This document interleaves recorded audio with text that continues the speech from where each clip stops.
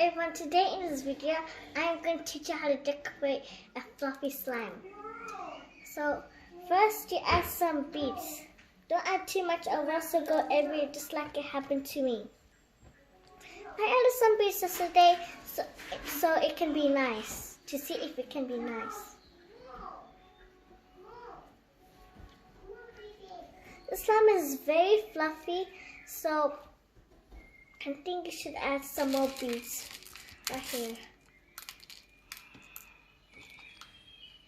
Instead of decorating with beads, you can use other stuff instead of using beads to decorate fluffy slime.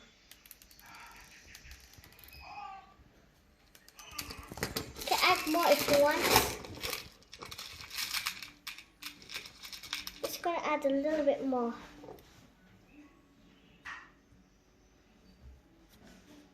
Don't squish the slime too hard or else it will get everywhere, all over.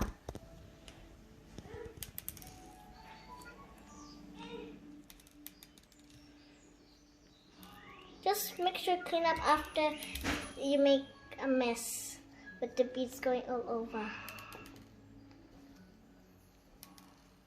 The slime is so fluffy, you can't even take it off a bit.